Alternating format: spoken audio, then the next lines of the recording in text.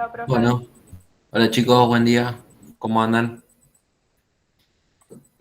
Hola, Eh, profe. Hola, profe, buen Muy día. bien, profe, ¿cómo va? ¿Cómo les va? Profe, ¿me puedo hablar con vos antes de que empiecen las clases? ¿Cómo? ¿Puedo hablar con vos antes de que empiecen las Sí, obvio. clases? Sí, sí, decime. Escuché que yo quedé libre, totalmente libre. Ajá, Y, y quiero saber si vos tendrías el correo de Pablo Suen.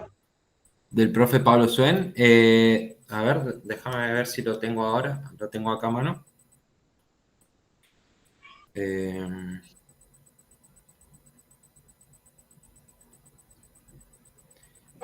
Dame un segundo.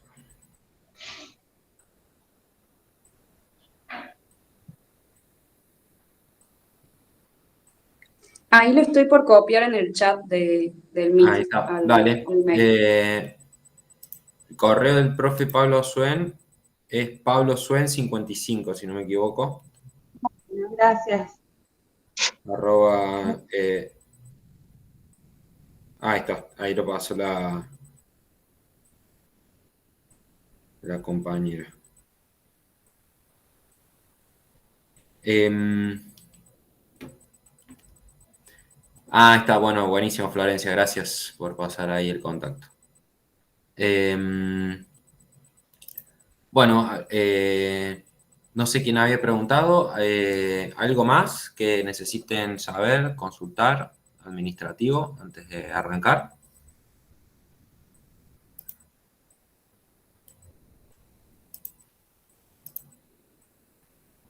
¿No? Bueno, entonces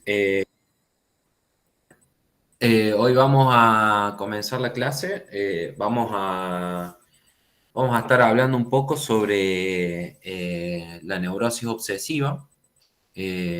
Vamos a abordarla en primer lugar por la vía del historial clínico escrito por Freud, ¿sí? Que ustedes conocen con el nombre del hombre de las ratas, pero que tiene por título a propósito de un caso de neurosis obsesiva. Este caso fue escrito en 1909 y bueno, vamos a ir abordando un poco a través de cómo se describe en el caso aquello que se pone en juego en la neurosis obsesiva. Ustedes ya lo habrán visto el año pasado, digamos, esta cuestión del conflicto psíquico, eh, de la, del falso enlace como mecanismo psíquico propio de la neurosis obsesiva, así que acá lo vamos a ir abordando un poquito más en detalle y a través de ejemplos que se ponen en juego en el historial clínico, ¿sí? Y después, por otro lado, tenemos el abordaje de la neurosis obsesiva a través de Lacan, ¿sí? A través de dos clases de Lacan, la clase 23 y 26 del seminario 5. Eh, por esa vía vamos a, bueno, también a estudiar un poco y a ver cómo se pone en juego el deseo en la neurosis obsesiva, cómo entra en esa dialéctica y en la relación con el otro, etcétera. Así que bueno, voy a empezar. Lo que necesiten preguntar, lo que quede duda, lo que no esté claro, me lo hacen saber. Prendan el micrófono directamente, me interrumpen, no hay ningún problema. ¿Sí? Eh, Así que bueno. Entonces, el historial clínico a propósito, sí, estoy viendo el chat. Las clases de Lacan son 23 y 26 del seminario 5, ¿sí? Eh, una es los circuitos del deseo y el otro, bueno, no me acuerdo, el obsesivo y su deseo, algo así creo que tiene el nombre. Bueno, entonces vamos a introducirnos un poco en el historial clínico. Van a ver ahí que desde el comienzo Freud hace una breve descripción del caso. Eh, Van a ver cómo expresa que este joven, que nosotros conocemos por el hombre de las ratas, padece de algo que es muy particular, que son representaciones obsesivas, ¿sí? Esas representaciones obsesivas, dice Freud, se han intensificado desde hace algún tiempo. y que el contenido principal de esas representaciones obsesivas son temores, ¿sí? Son ciertos temores que se le presentan a este sujeto de que le suceda algo a dos personas que ama mucho, ¿no? Estas dos personas son el padre y la otra es una dama a quien él admira, dice Freud. Además, el hombre de las ratas dice sentir y experimentar ciertos impulsos obsesivos, como son, y lo vamos a ver durante el caso, como son, por ejemplo, cortarse el cuello con una navaja de afeitar, y a su vez se producen en él ciertas prohibiciones, ¿sí? Sobre elementos, cuestiones de la vida cotidiana que no revisten gran importancia, pero sobre las cuales hace un esfuerzo por prohibírselas, por exagerarlas, por darle una intención, una importancia muy exagerada. Entonces, estos son algunos de los puntos que Freud va a empezar a abordar.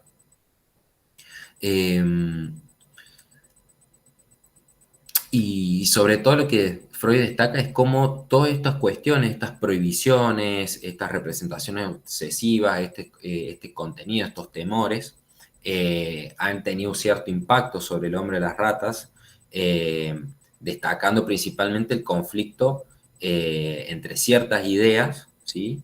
Cierto contenido ideativo, que le han hecho perder años de vida, digamos, en relación a su carrera universitaria. Por eso llega el hombre de las ratas, de alguna manera, al análisis con Freud, porque empieza a manifestar una dificultad para su trabajo, para el estudio, etc.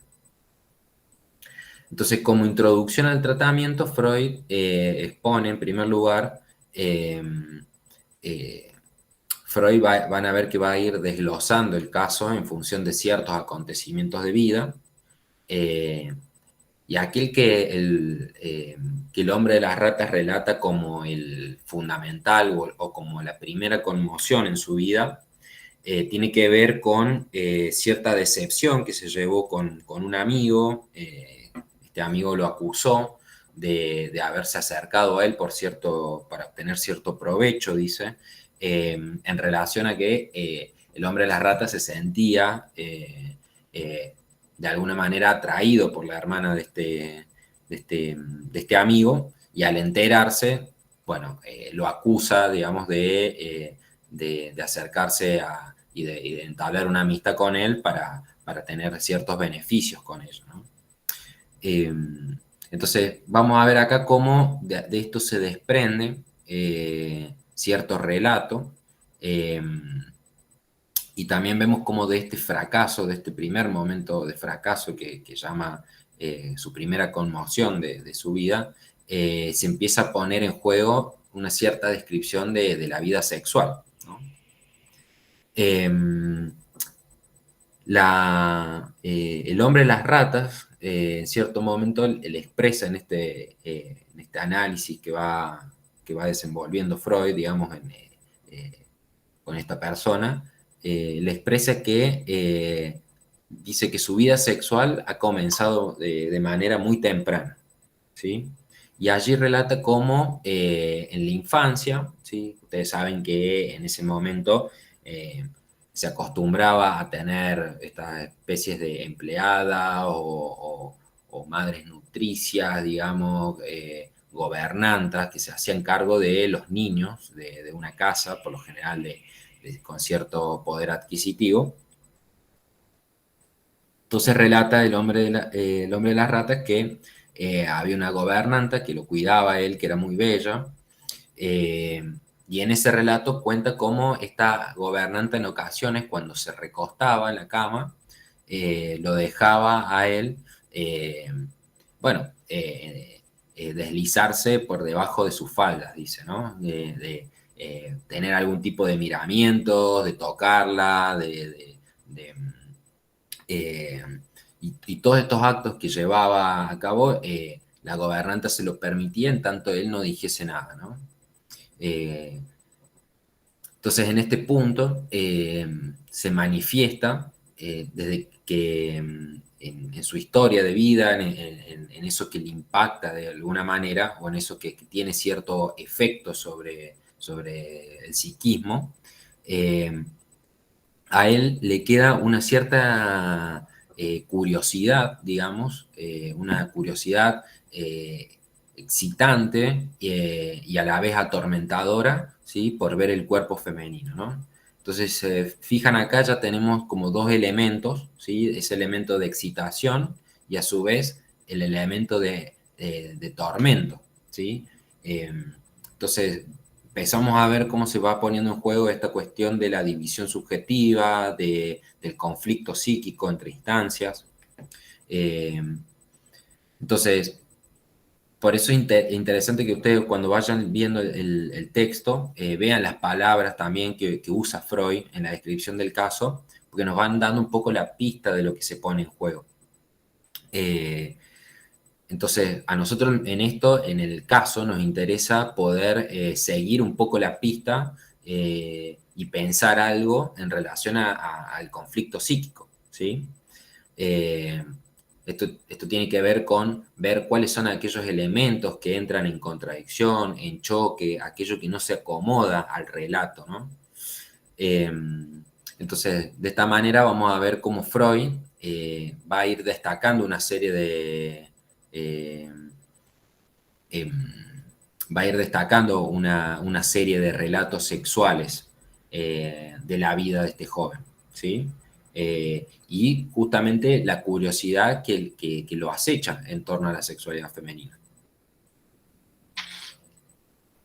Pero sobre todo, y esto es interesante, digamos, Freud destaca o pone freno en un punto particular, y es que el hombre de las ratas escucha en cierto momento cómo las gobernantas conversaban entre ellas eh, y decían que, por ejemplo, su hermano, ¿sí? Era el hermano del hombre de las ratas podría entablar algún tipo de comercio sexual, de tener algún tipo de relaciones sexuales, aunque siendo niños, pero que sin embargo con él lo tachaban de torpe, ¿sí? De que seguro no acertaría, digamos, de que no podría llevar a cabo el acto sexual. Entonces este relato, esto que escucha el hombre de las ratas, lo expresa diciendo que en ese momento él no entendió nada, pero comprendió, ¿sí? Un cierto menosprecio, ¿no? Una cierta manifestación de menosprecio hacia él. Entonces, de alguna manera, se empieza también acá a esbozar un poco el tema y la cuestión de esos atributos o esa fantasía, de poder acceder a la mujer, o en el caso del hombre de las ratas, esa fantasía, y cómo se le cae ese relato, ¿no? Cómo va oscilando entre esa potencia y esa inhibición, o en aquello que se desfallece, ¿no? Entonces, y por otro lado, también van a ver que relata que él a los 6 años padecía de erecciones. Esto también me parece interesante subrayarlo porque dice que padecía las erecciones, ¿sí? Entonces vemos de nuevo acá cómo se pone en juego un poco ese padecer, ¿sí? Que entra en contradicción con lo que sucede a nivel del órgano, ¿no? Una excitación, pero que luego es padecida, ¿no? Eh, entonces, y esto se va poniendo en juego, digamos, y en relación con ciertas representaciones, con la curiosidad que tiene en relación al cuerpo femenino, pero también relata cómo estas representaciones o estas ideas lo atormentaban porque él de alguna manera pensaba que sus padres podían tener o tenían acceso a sus pensamientos, ¿no? Y de alguna manera él tenía la certeza de que ellos lo escuchaban, ¿no? O que ellos escuchaban sus pensamientos sin que él los haya podido pronunciar en voz alta. Entonces, el hombre de las ratas declara que justamente el inicio de su enfermedad eh, eh, lo expresa en los términos de esto, de que es el deseo por ver desnuda a las mujeres, y que con ello ese deseo de ver desnuda a las mujeres traía aparejados ciertos sentimientos ominosos. ¿Sí? Ustedes saben que hay un texto de Freud que se llama Lo ominoso, en donde justamente él hace todo un recorrido de este término de lo ominoso como aquello que es familiar, pero extraño a la vez, ¿no? Que uno lo reconoce, pero inmediatamente se le vuelve contrario o con un afecto negativo, con un afecto que causa cierta incomodidad. Entonces estos sentimientos ominosos, claro, exactamente, algo terrorífico, ¿no? Pero que es paradójico porque se presenta un deseo, una excitación, ¿no? Uno tendería a pensar un sentido placentero, pero a la vez se presentan pensamientos de sentido ominoso, ¿no? De que, y en particular en el hombre de las ratas, el sentimiento ominoso es de que le sucedería algo si él tenía estos pensamientos de índole sexual, que habría un castigo. Entonces, y esto lo lleva a tener que realizar todo tipo de maniobras para cancelar esos pensamientos, ¿no? Uno de los temores en particular que él tenía es que su padre muriera. Pero lo que sorprende acá, y que Freud lo destaca claramente, es que el padre del hombre de las ratas ya había muerto eh,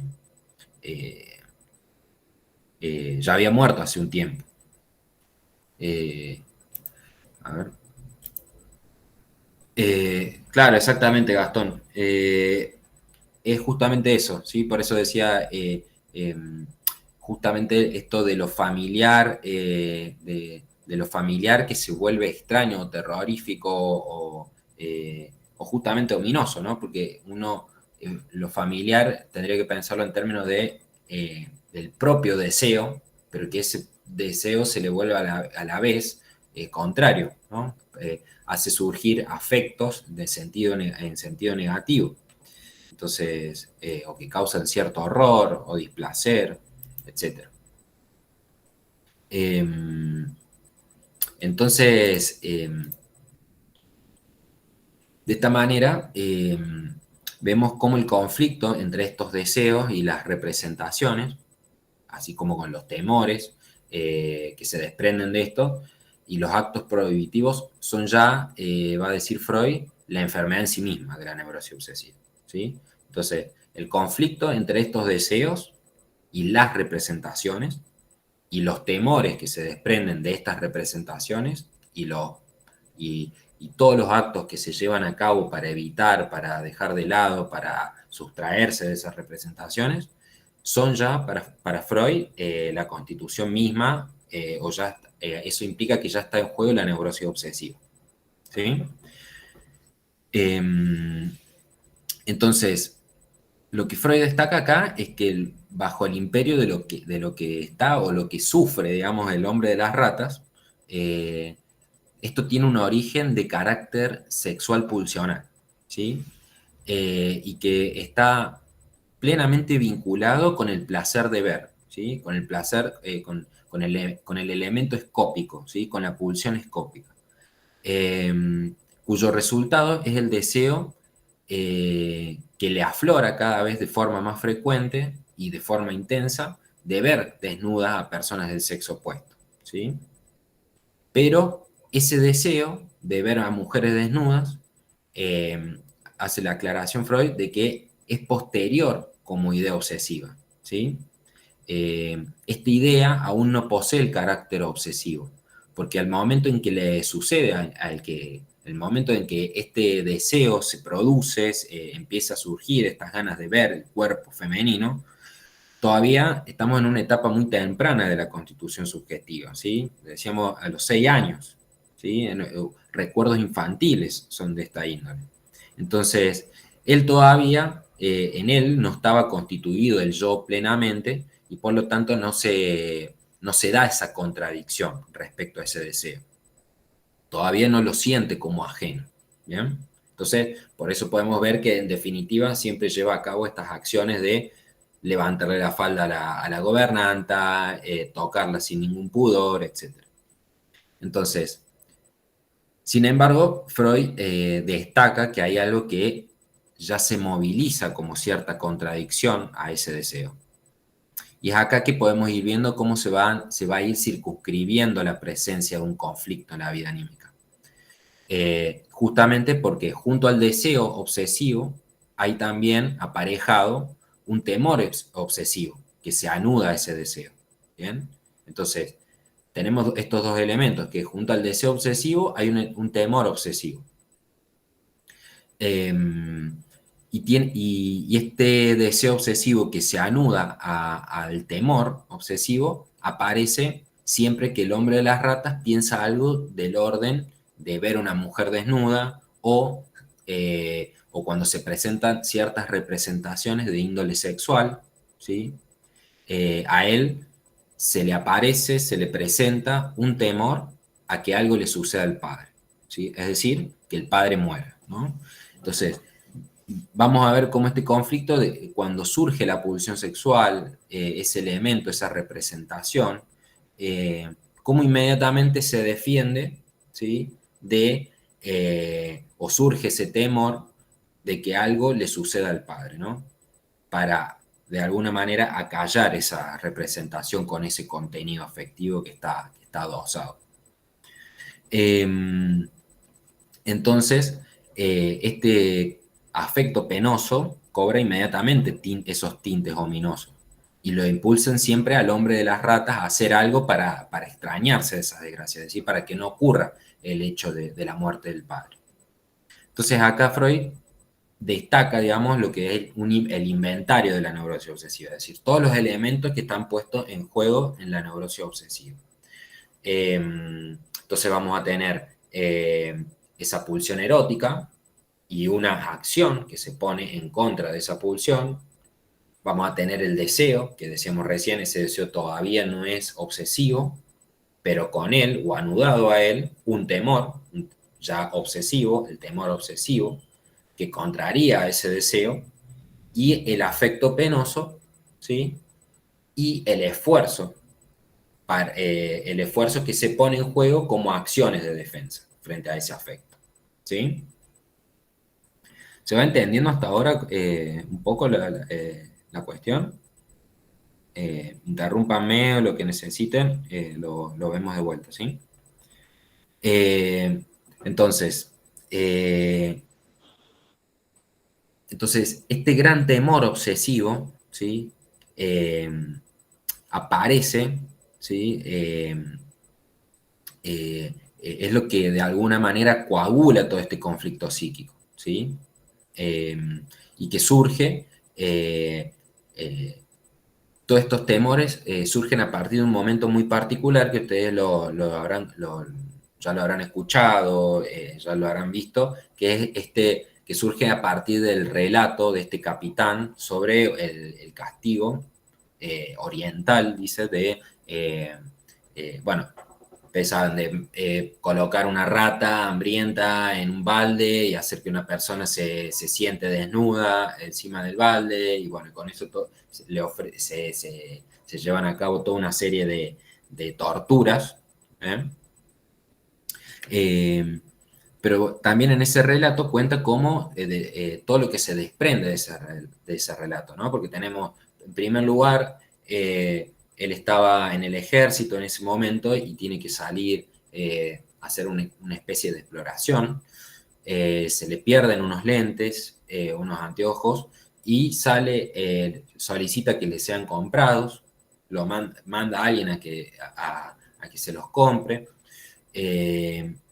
De esto surge ahí el relato del capitán, y posteriormente expresa todo este conflicto o todo este malestar que se produce en relación al pago de los lentes, ¿no? De eso que él había solicitado y que finalmente no sabe a quién le debe, cómo debe hacerlo y demás.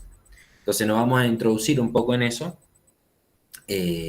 para decir principalmente que el horror que él expresa ante ese castigo y que le relata a Freud, y que Freud incluso dice que le costaba relatarlo porque se paraba, ponía caras y hacía toda una serie de ademanes para expresar el rechazo a eso. Sin embargo, Freud dice que de lo que estaba horrorizado justamente el hombre de las ratas era del horror ante su placer por ese relato, ¿no? Y que él era ignorado, pero con todos estos ademanes, con estas expresiones de desacuerdo y demás, lo que estaba expresando es de alguna manera ese horror ante su placer. Y a su vez lo que lo horroriza, en cierta manera, es que justamente el castigo de las ratas en determinado momento podría podría recaerle sobre la mujer que él ama, ¿no? Entonces, también vemos acá ese conflicto psíquico, ¿no? De ese placer, ese horror ante su placer, pero también de que eso le podría suceder a su amada.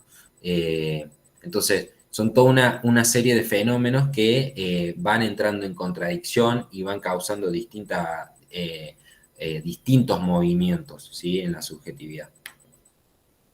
Entonces, cuando lean el caso van a ver cómo Freud indica que justamente todo el tiempo le está interrumpiendo el relato, ¿sí? Para decirle y asegurarse de dejar en claro que él rechaza todas esas acciones.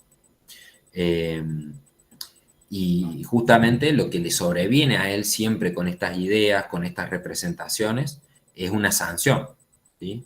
Es decir, una medida defensiva que él tiene para que una fantasía como esa no se cumpla, ¿no? Y ese castigo de la rata, de la rata, recae no solo sobre la dama, sino también sobre el padre. Entonces ustedes van a ver cómo en el texto él hace todo un rodeo, pero es una locura el rodeo, seguramente si lo han leído. A la primera uno tiene que volver a leerlo 2 o 3 veces para poder entender bien qué es lo que quiere hacer el tipo, porque realmente no se entiende. Y es que en primer momento él manda a que le compren unos anteojos. Le entregan los anteojos y le dice que le debe 3,80 coronas al teniente A. En ese momento se le hace presente una sentencia que es que él no le va a pagar nada al teniente A. E inmediatamente, como medida defensiva, digamos, se le presenta la otra sanción y es que enseguida se le presenta esa cuestión que es de que él debe devolver al teniente primero A las 3,80 coronas, ¿sí? O sea, primero se le presenta la cuestión de no devolver el dinero y luego la sentencia de a quién le tiene que devolver el dinero. Entonces, empieza a hacer todos unos rodeos para entregarle el dinero. Luego se entera que justamente que no ha sido el teniente A el que ha pagado, sino en realidad que no estaba en ese momento, sino que ha sido el teniente B. Entonces empieza a realizar toda una serie de rodeos para que finalmente él le pueda pagar al teniente A. Entonces, en determinado momento, si ven ahí el relato de eso, dice, bueno, los voy a llevar a los dos juntos, al teniente A y al teniente B, a la estación, lo voy a poner enfrente de la mujer que hace el cobro y demás. Entonces le voy a pedir al teniente A que le pague, que le dé dinero a la señorita que está ahí. Esa señorita le voy a pedir que se lo dé al teniente B, ¿no? Y una vez que el teniente B, que en teoría, el que en definitiva había pagado eso, de alguna manera, después se entera que no ha sido él, sino que ha sido la mujer, se le presenta todo eso, entonces de alguna manera empieza que cuando la mujer le devuelva, el teniente B ya va a tener el dinero, ¿sí? Ya se le va a hacer la devolución de esas 3,80 coronas, entonces ahí recién él va a poder pagar al teniente A lo que le debe. ¿Eh? Entonces fíjense todo el rodeo que hace, ¿sí? Todo lo que hace para, de alguna manera, desalojar ese primer elemento que se presenta, que es no voy a pagar, ¿no? Es digamos, una forma que se observa en la neurosis muy clara de todos los rodeos que se hacen para no ponerse en contacto con el deseo con ese deseo que para la conciencia es reprochable. Sí, Natalia o alguien levantó la mano. Sí, profe, buen día. Buen día. La duda mía es, al final, quien en teoría había pagado era la mujer, ¿no? Era la mujer, exactamente. Perfecto. Eso Gracias. se entera él después, digamos. Pero, digamos, acá lo que interesa es, más allá de quién paga, quién no paga, digamos que eso después ustedes lo leen bien y lo van a entender, pero es entender todo ese conflicto y ese rodeo, esa cuestión que se le presenta a él como no pudiendo hacerlo de manera directa, sino se le presenta, no voy a pagar, y el tipo inmediatamente se le presenta otra cosa, no, yo le voy a pagar al teniente A, y eso es inamovible para él. ¿Por qué? Porque si no sucede eso, el padre se muere, ¿no? Entonces, todos esos rodeos, ¿sí? Son justamente para no darle cauce o para desalojar y mantener lo más lejos posible ese deseo de no pagar, ¿no?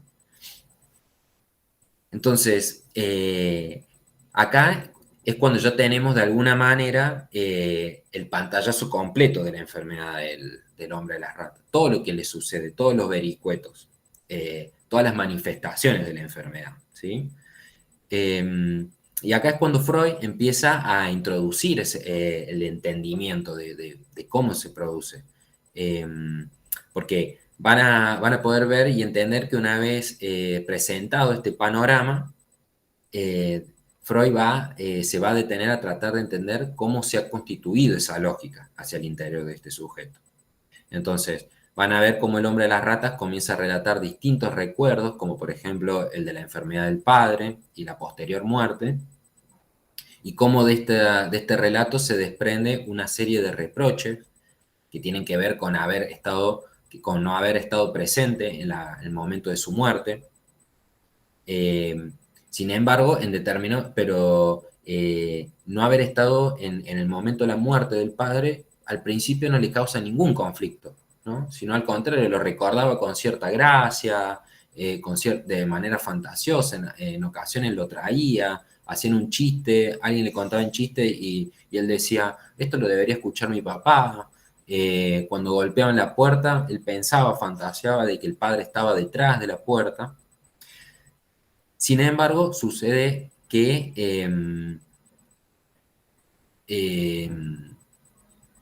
estos pensamientos de reproche lo empiezan a martirizar a partir de un momento puntual, que es el fallecimiento de una tía que él tenía y la visita a la funeraria, ¿no?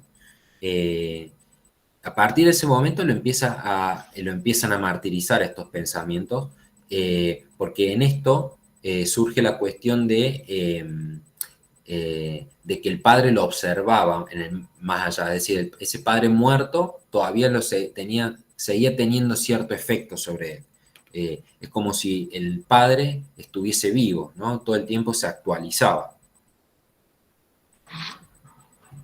Entonces, y justamente en este conflicto, en esta martirización de pensamientos, es donde él encuentra esa incapacidad que lo lleva a consultar con Freud,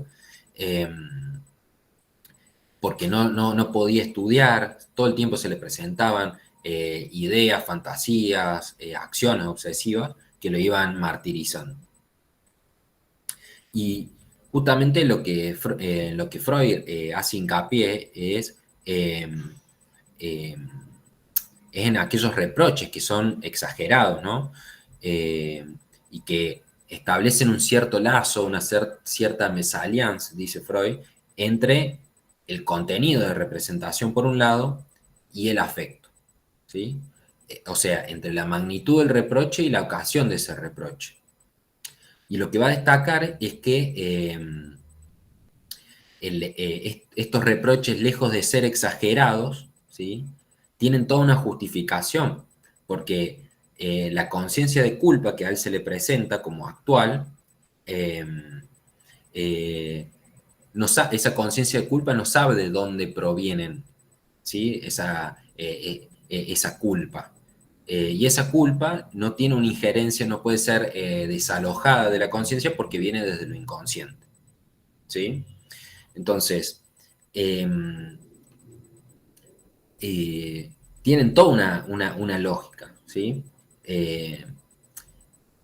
Y a su vez lo que dice Freud es que por el propio mecanismo de la neurosis obsesiva, que ustedes saben que es el falso enlace, el contenido de la representación se separa del afecto. Y es justamente esto lo que dificulta y es lo que al separarse la representación y el afecto, ¿sí?, es lo que se expresa de alguna manera en esto de lo que les decía recién del pagar, no pagar, hacer todo ese rodeo, ese quilombo, ¿por qué? Porque la representación va por un lado y el afecto va por el otro, ¿sí? Y eso hace que no se lo pueda atacar por los medios lógicos o razonables o explicaciones por la vía del sentido, ¿sí? Porque la representación, al separarse de su afecto, esa representación se le adosa un afecto que no, que es conciliable para la conciencia y que por lo tanto no produce conflicto psíquico, y el afecto es reprimido. Entonces está en otro, está en lo inconsciente, ¿sí? Entonces, al separarse estos dos elementos, no los podemos, el sujeto no llega nunca a pensar, che, estoy haciendo una locura, me estoy poniendo la misma remera sin lavar desde hace 6 meses porque es mi cábala para ir a rendir, ¿no?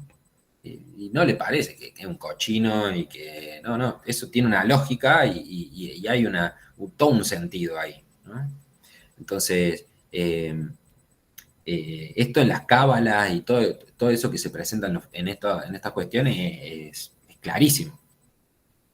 Entonces, estos pensamientos obsesivos, como el pensamiento obsesivo de la muerte del padre,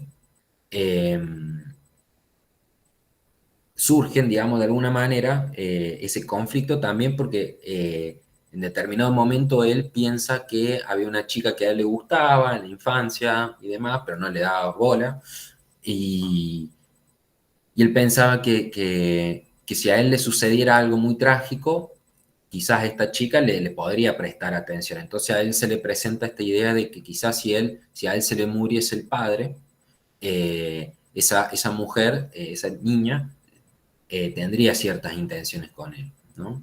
Entonces, él rechaza, por supuesto, inmediatamente cuando se le presenta esta idea, pero sin embargo se defiende de esa posibilidad. Se defiende de la posibilidad de haber expresado un deseo, ¿no?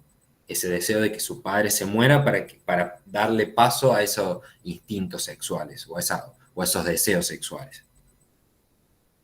Entonces, vemos cómo se van desarrollando todos estos conflictos psíquicos que se presentan, digamos, de manera actual para esta persona, ¿no? Se presenta uno, inmediatamente sobreviene el otro que lo cancela, pero a la vez los dos tienen cierta satisfacción, ¿sí? Y cómo se van dando todos estos rodeos. Entonces, de esta forma van a poder ver en el texto una y otra vez cómo ante estas representaciones el hombre de las ratas se encarga de hacer saber a Freud que sus intenciones siempre son contrarias, que él jamás podría pensar algo de ese orden. Pero acá Freud introduce un elemento muy importante, que es que, pues si van siguiendo un poco la cuestión, si observan, la representación y el reproche que le viene a esa representación se presentan siempre en paralelo. Es decir, luego de una, inmediatamente sobreviene la otra. Y esto nos haría pensar que no son, nos hace pensar que no son en sí mismos contrarias, sino que responden a lo mismo, y es justamente ese intenso amor que el hombre de las ratas tiene por el padre. Es justamente ese intenso amor que el hombre de las ratas tiene por su padre lo que le da la condición del odio, ¿sí? Y esos dos elementos conviven.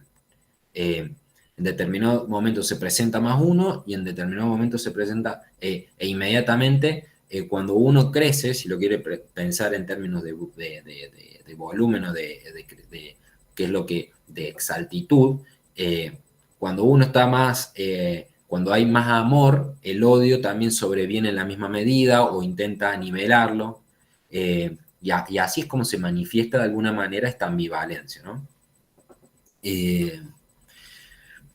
Entonces, acá nos tenemos que preguntar de dónde surge o cuál es la fuente justamente del odio que tiene el hombre de las ratas.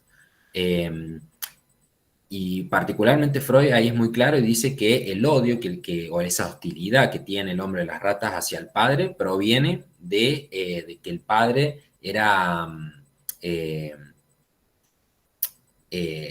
de alguna manera el padre del hombre de las ratas perturbó la manifestación de esos deseos o esas manifestaciones sexuales, ¿sí? Entonces, si se dan cuenta, acá ya también hay algo puesto en juego del complejo de Edipo, ¿no? El padre como perturbador, como castrador que prohíbe la satisfacción sexual, ¿no? Que interviene ante eso.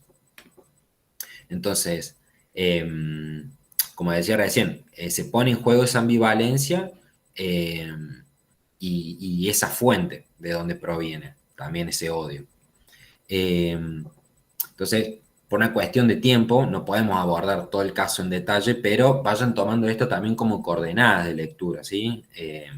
Una vez que vayan entendiendo que lo que acá queremos transmitirle un poco es cómo se pone en juego el conflicto, el conflicto psíquico en la neurosis obsesiva, y cómo interviene el falso enlace, estas representaciones obsesivas, etcétera, van a ir, digamos, captando estos elementos que después en el caso aparecen con distintos ejemplos, ¿sí? Para nombrar uno de estos, digamos, de estos ejemplos que pone Freud, uno es el impulso suicida que tiene el hombre de las ratas, ¿sí? Que se le presentaba frecuentemente, y por ejemplo, él expresa en un relato que particularmente en cierto momento la mujer que la ama, esta dama, se va de viaje, se tiene que ir de viaje, porque su abuela estaba enferma, y él en ese momento estaba estudiando para los exámenes y demás, y a él se le presenta el mandamiento, ¿sí? De presentarse lo antes posible a esos exámenes universitarios. E inmediatamente después, es decir, inmediatamente después de ese pensamiento, se le interpone otro pensamiento, que tiene que ver con qué es lo que le ocurriría a él si se cortase el cuello con una navaja, ¿no? Entonces, y ahí relata cómo en ese punto se precipita justamente al armario a tomar la navaja y afeitarse y cortarse, y luego de eso le sobreviene la representación de que él debería viajar hasta el lugar donde se encontraba la amada con la abuela y matar a la abuela de ella, ¿sí? Entonces, vemos acá cómo se van presentando estos pensamientos obsesivos, todo uno detrás del otro, ¿no? Es medio loco lo que le pasa al hombre de las ratas, porque como esos pensamientos lo conmueven a actuar, si se quiere. Y lo que va a decir Freud es que ese ataque de furia, ese enojo inconsciente, digamos, que le provoca que la amada no esté con él cuando él tiene que estudiar y necesita que se presenta simultáneamente a la vez que extraña a su amada. Entonces, fíjense cómo se presenta esta cuestión también del amor y el odio, es decir, extraña a la amada, pero a la vez quiere ir y matar a la abuela de ella, ¿no? Entonces, ese conflicto psíquico que va oscilando de un lado al otro. Eh, eh, y como reproche de eso, le sobreviene que justamente como reproche se le viene esta cuestión de que se debería matar a sí mismo como castigo por esos pensamientos, ¿no? Entonces, inmediatamente ante presentarse el deseo, la representación, inmediatamente le sobreviene una defensa ante ese conflicto, que es justamente que él es el que debería matarse como autocastigo, ¿sí?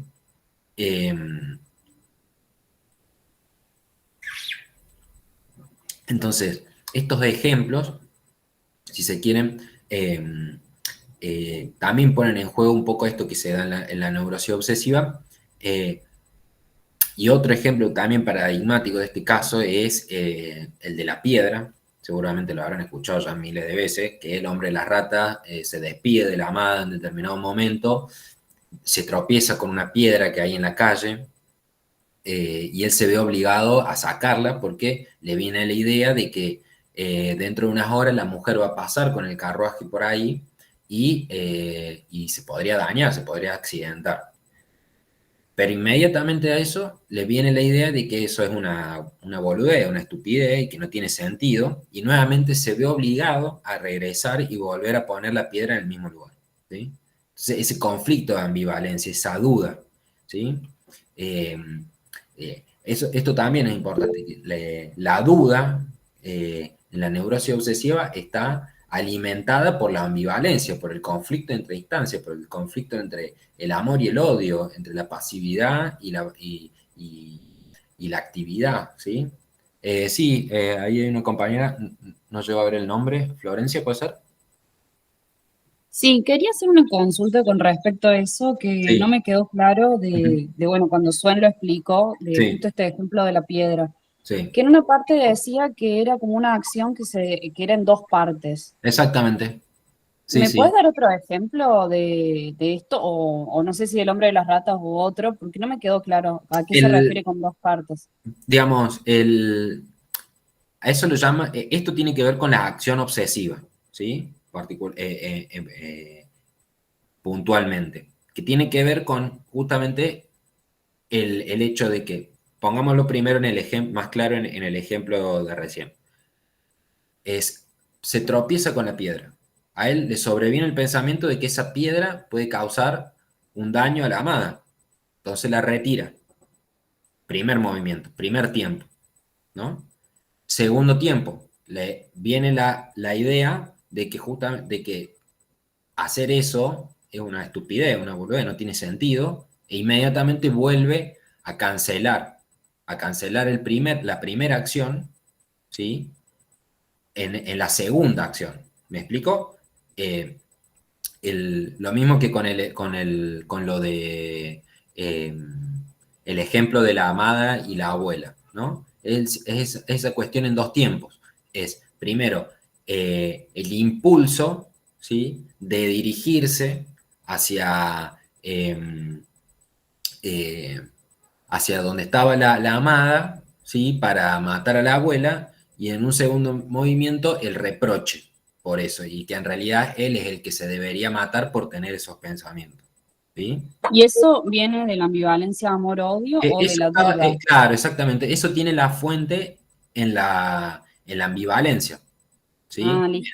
En, en la ambivalencia pensada también más allá del amor y el odio, es lo que decía recién, la ambivalencia que se constituye por la pasividad y la actividad, por el amor y por el odio, ¿no? O sea, por distintos elementos que interactúan dialécticamente, ¿no? En la subjetividad, ¿sí? Entonces, esto lo van a encontrar en Freud como acciones obsesivas en 2 tiempos, ¿sí? Así lo llama Freud, también los profes lo solemos decir como síntoma en 2 tiempos, ¿sí? En donde el primer tiempo es cancelado por el segundo, ¿no? Es esa que da el elemento también de la duda, ¿no? Y lo que revela justamente es cómo se pone en juego la ambivalencia, producto de que se ponen en juego 2 mociones que se contraponen. Eh, eh, entonces, una vez que entendemos esto, ¿sí? Freud aborda lo que es la cuestión del ocasionamiento de la enfermedad, ¿sí? Y lo primero que nos presenta es que en la neurosis obsesiva lo traumático, ¿sí? Ha sido reprimido, ¿sí?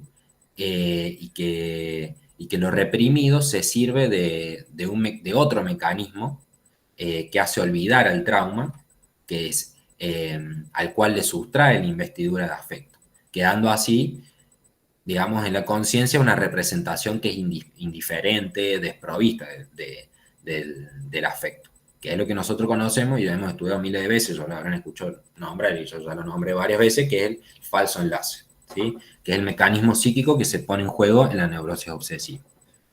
Entonces, de esta manera comprendemos, se entiende, se empieza a entender lo que está en juego en el hombre de las ratas. Porque también en su historia familiar se pone en juego algo similar, algo que a él en la actualidad le sucede también. Entonces relata el hombre de las ratas que su padre, antes de conocer a la madre o de casarse con la madre, había dejado ir a una mujer pobre, ¿sí? Y que se había tenido que decidir por la madre y se le había presentado esta dicotomía entre la mujer amada o que la que le gustaba, pero que era pobre, y la madre que le aseguraba cierto poder adquisitivo, cierta riqueza.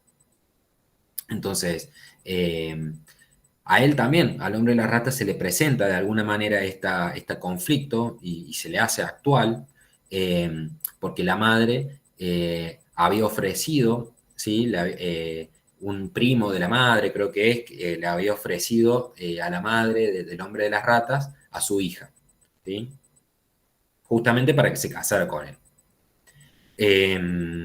Bueno, y en este ofrecimiento, bueno, venía todo un buen pasar económico, que justamente ese casamiento iba a sobrevenir a partir del momento en que el hombre de las ratas finalizase sus estudios universitarios y demás.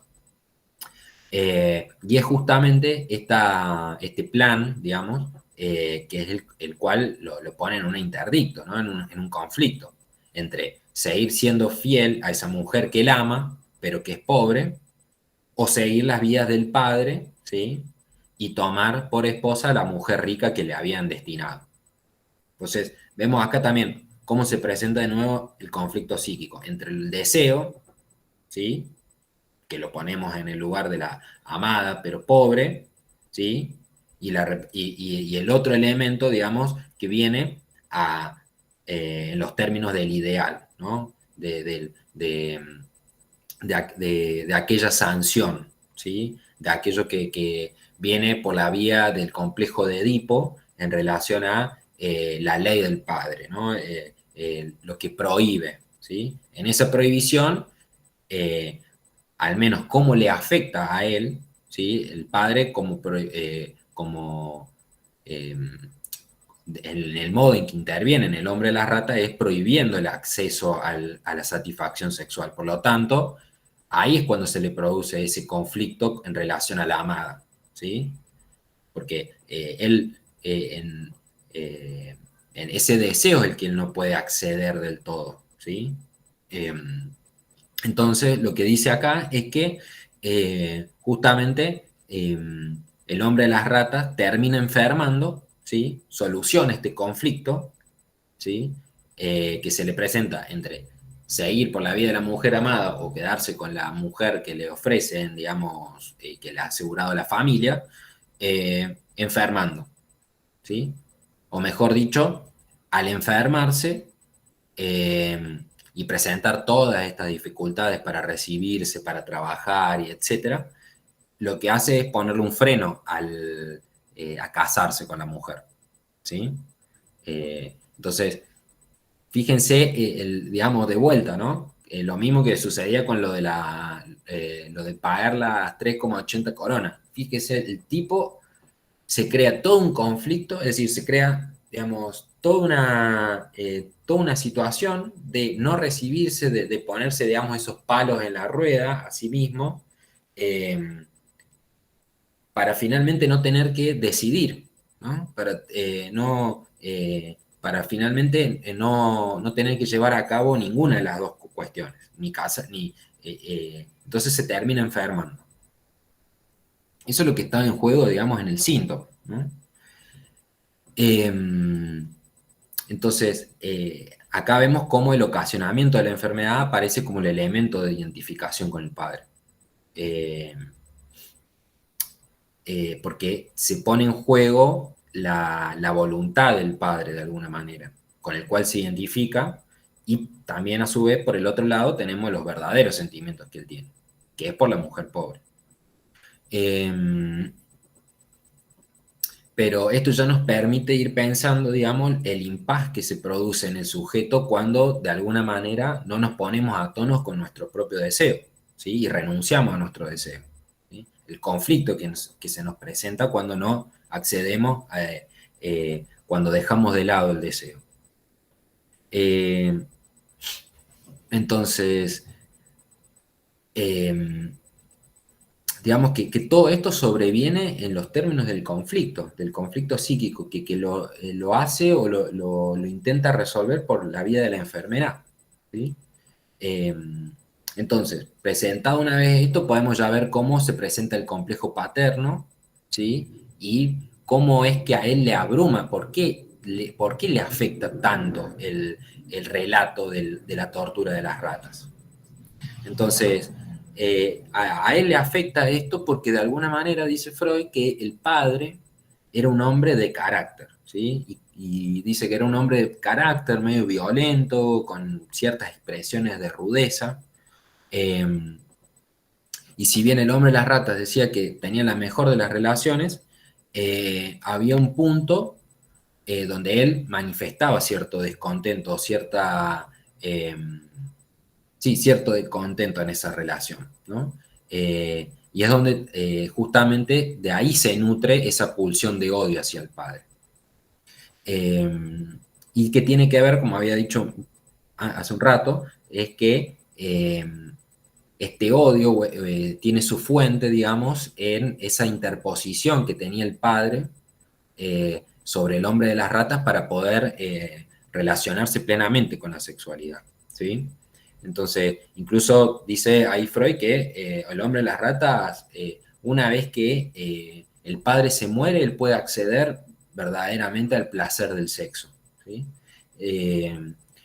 Incluso en ese momento a él se le presenta la frase de que el acto sexual era impresionante, impecable y todo, y que a cambio de eso uno podría matar al padre, ¿no? Entonces fíjense cómo la satisfacción sexual deviene y dice, a cambio de esto uno podría matar al padre.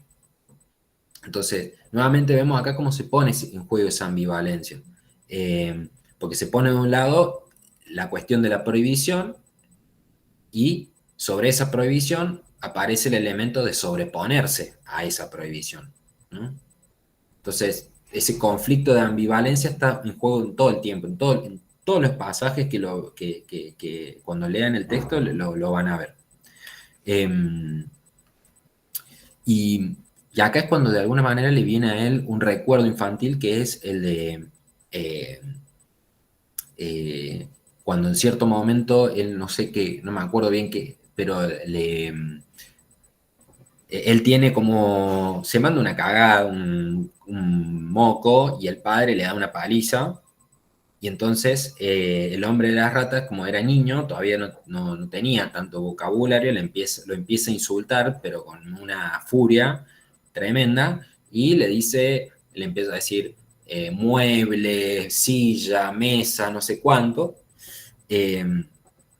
Entonces,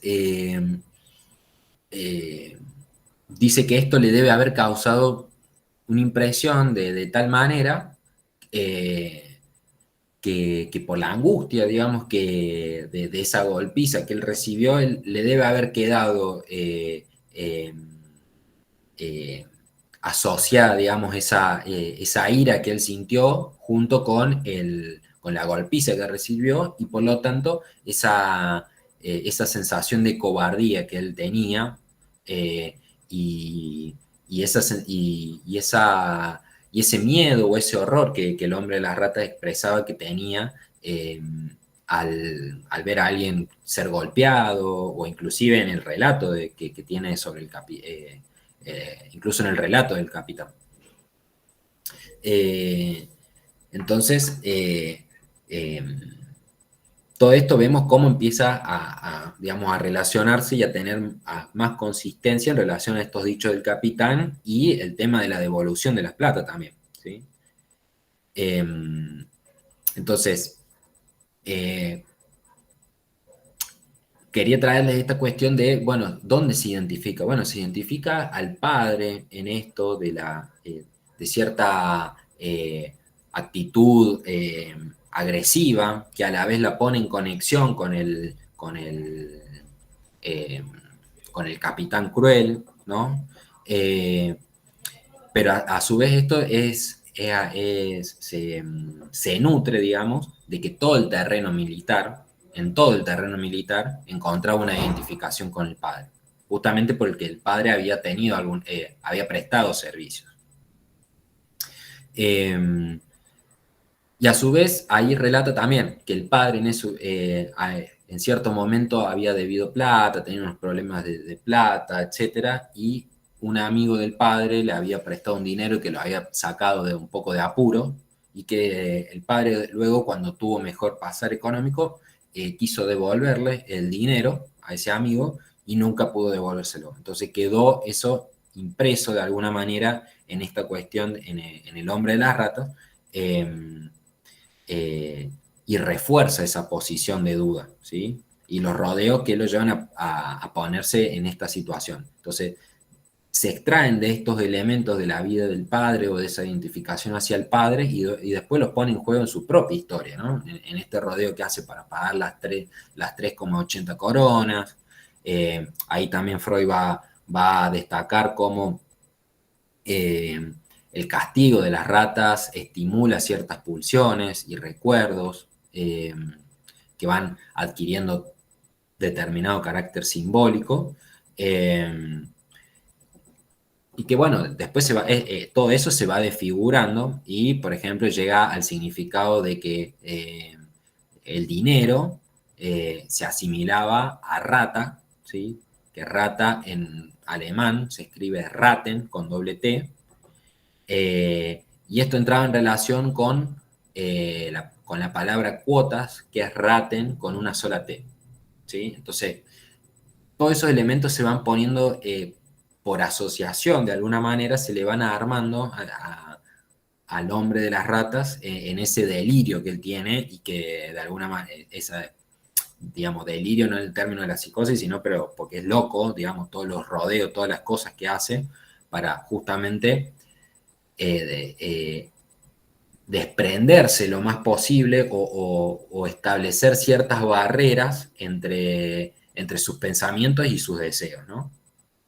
Entonces, de alguna manera, dice Freud que él, en este delirio obsesivo, se había constituido para él medio como una moneda, la cuestión de las ratas, ¿no? Era como algo a pagar. Entonces, bueno, un poco eso, el trabajo de la ambivalencia, del conflicto psíquico que se desprende del caso, ¿no? Así que bueno, no sé si queda alguna duda sobre esto, digamos, el caso es largo, tiene todos sus vericuetos ahí, pero me interesaba poder transmitirles esta cuestión, que es lo que en definitiva se pone en juego en el conflicto, ¿no? Más allá del dato de color de si sucede esto, sino de lo que está en juego, del mecanismo psíquico que está en juego en la neurosis obsesiva. Sí, María Eugenia. ¿Cómo estás, profe? Mi duda era en base al ocasionamiento de la enfermedad. Sí. No me quedó muy claro esa parte, porque no pude escuchar bien. ¿Qué es lo que te causa duda de ahí? O sea, ¿cuál sería el ocasionamiento de la enfermedad? Es el ocasionamiento de la enfermedad es justamente el conflicto que a él se le presenta entre tener que decidir, digamos, por la mujer amada, pero pobre, o la mujer rica, ¿no? Entonces, en el momento que a él se le presenta esta disyuntiva, ¿sí? Él enferma, ¿sí? En el momento en que que la madre le arregla de alguna manera un casamiento con otra mujer, cuando él se reciba, cuando él termine sus estudios, a él se le presenta esta ambivalencia, ¿no? Y el conflicto psíquico. Y lo resuelve justamente enfermando, ¿sí? Enfermando, no pudiendo estudiar, no pudiendo trabajar, haciendo todos estos rodeos para ponerse a estudiar, tenía que levantarse a tal hora y de tal hora a tal hora cortar y ir al espejo y mirarse desnudo y inmediatamente de ahí le venía un afecto de reproche. Entonces, todos los rodeos o la situación es lo que lo lleva a enfermar, ¿sí? ¿Se entiende? Sí, ahora sí. ¿Sí? Muchas gracias. Entonces, el ocasionamiento de la enfermedad es eso, es ese punto, ¿no? El punto de conflicto entre la mujer amada, el deseo, y digamos, eh, aquello que es atravesado por la prohibición, ¿no? Que es no ceder ante esos deseos, ¿sí? Entonces, en el momento que tiene que decidir, él se enferma. Entre el momento que él encuentra esa disyuntiva, el tipo, la solución que encuentra es enfermando de la neurosis obsesiva, en definitiva, ¿no? Enfermando de hacer todos estos rodeos para poder estudiar, hacer todo lo que hacía levantarse a tal hora para ir a trabajar y después no sé qué hacer, después lo leerán ustedes bien, pero digo, son todos esos rodeos para no tener que decidir, ¿no? Sí, no veo quién levantó la mano, pero desactive el micrófono y hablemos. Creo que soy la única, mano levantada. ¿Estaría bien de decir que el conflicto está entre decidir sobre el deseo propio o el deseo del otro? Bueno, en términos de Lacan, sí. Podríamos decir, a ver, lo que pasa es que, a ver, ahí hay ahora lo vamos a ver, ahí nos vamos a meter un poco en eso, pero el deseo propio es el deseo del otro. Entonces, ahí hay que ver cómo lo formulamos, ¿sí? Porque el deseo del sujeto está atravesado por el deseo del otro. Lo que vamos a ver acá es que el obsesivo busca que ese deseo que él tiene, ¿sí?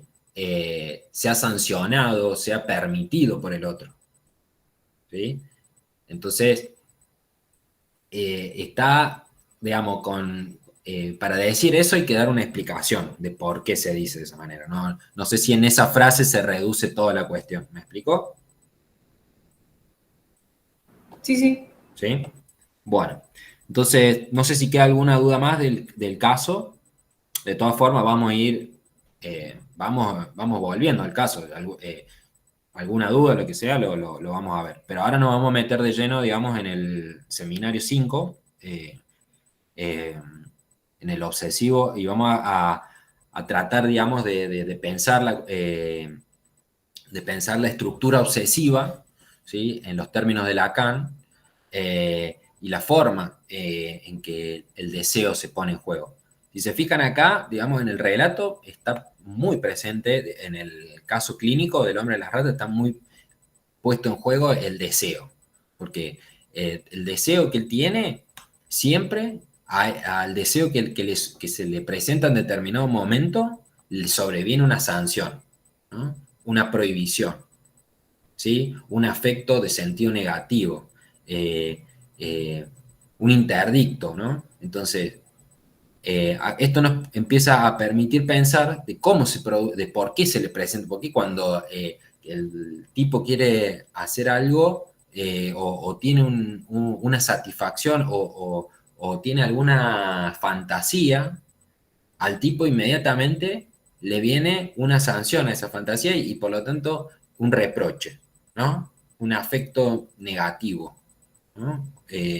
Una insatisfacción. Ese es el conflicto con el que convive el obsesivo, ¿no? Entonces, con lo primero que nos vamos a encontrar en la lectura lacaniana, digamos, del obsesivo en relación a esto, es justamente la dificultad con la que se encuentra el obsesivo, ¿sí? Esa dificultad fundamental en la relación con el otro, ¿sí? En el obsesivo hay una relación conflictiva con el otro, ¿sí? ¿Por qué? Porque a la vez el obsesivo necesita del otro para acceder a su deseo, pero a su vez es el que se lo prohíbe. Entonces es una relación de conflicto. Y esto es fundamentalmente porque el otro, como lugar, ¿sí? Es donde en ese lugar va a encontrar cómo se ordena su deseo. En el lugar del otro va a encontrar los significantes que ordenen su deseo, ¿sí? Entonces, de modo que si decimos con Lacan que el deseo se ordena por el significante, eso implica que dentro de este fenómeno que es el deseo, el sujeto intenta expresar, manifestar, por la vía del significante, lo que a él le sucede, lo que a él le ocurre con su propio modo de abordar ese significado del deseo, ¿sí?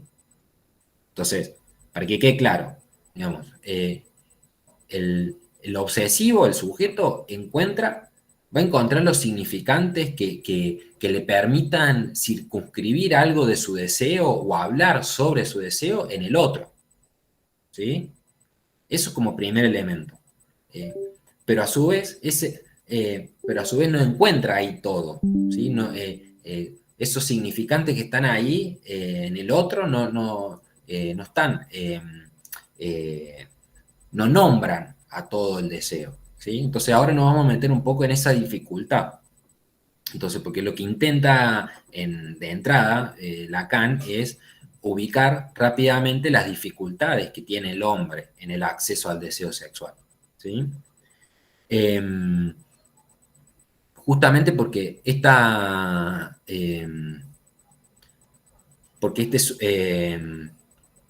porque está sujeto a una problemática esencial, ¿sí? La problemática del acceso al deseo sexual es, digamos, con lo que convivimos en el día a día, ¿no? La desproporcionalidad, la insatisfacción. Y es justamente que esa primera problemática tiene como rasgo, como primer elemento que se presenta, el tener que encontrar un lugar en algo que le precede, ¿sí? Es decir, para poder acceder al deseo, nos encontramos con un primer momento anterior al acceso al deseo o a poder circunscribir algo del deseo, que es la dialéctica de la demanda, ¿sí? Y que en la demanda siempre se pide algo más que la satisfacción lisa y llana de eso que nosotros demandamos, ¿sí? Entonces, siempre en la demanda se vehiculiza, ¿sí? En la expresión, ¿no? En la articulación de los significantes que constituyen una demanda, siempre por debajo de eso hay algo más que la satisfacción de tengo hambre, quiero un sándwich. Hay algo más. Busco la prueba. Lo que se intenta de alguna manera es buscar la prueba de ese más allá, ¿no? Entonces, es en este punto donde radica la cuestión problemática y ambigua que tiene el lugar en donde se ubica el deseo, ¿sí? Este lugar, dice Lacan, está siempre más allá de la demanda, ¿sí? está siempre más allá de la demanda porque en tanto que la demanda apunta a la satisfacción de una necesidad y también la demanda se encuentra más acá, ¿sí? De la demanda, ¿sí? ¿Se entiende digamos, este Pablo, juego? Sí. perdón. La última parte no me quedó clara con el más acá. Bueno, el más allá de la demanda, ¿sí? Tiene que ver con, con esa demanda que apunta lisa y llanamente a la satisfacción de una necesidad, ¿no? Tengo hambre. Articulo los significantes necesarios para que el otro entienda que yo tengo hambre y es lisa y llanamente la satisfacción de la necesidad. Pero también está el más acá de la demanda, que tiene que ver con que en tanto la demanda se articula con significante, es decir, para demandar algo tenemos que hacer uso de los elementos significantes, de los términos simbólicos, siempre se está más allá de lo que se puede satisfacer, ¿sí? Porque las palabras, el conjunto de las palabras con las que contamos en el lenguaje nunca pueden abarcar o nunca son suficientes, ¿sí? Para satisfacer eso que está debajo de la demanda, que es una demanda que es de amor, ¿sí? Entonces, por un lado es la demanda que apunta a la satisfacción lisa y llanamente. Pero en esa demanda, ¿sí? Que se articula a través de la necesidad, lo que yo también le estoy demandando al otro, digamos, de manera, entre comillas, digamos, para hacer una metáfora subliminal, lo que yo le estoy demandando al otro es amor, ¿sí? Entonces, son dos vías que tiene la demanda, ¿sí?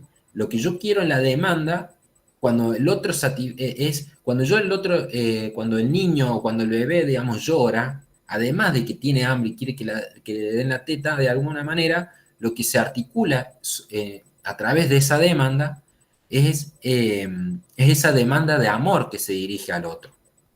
Pero que esa demanda de amor es inabarcable porque apunta al ser del otro, ¿sí? Entonces, el ser del otro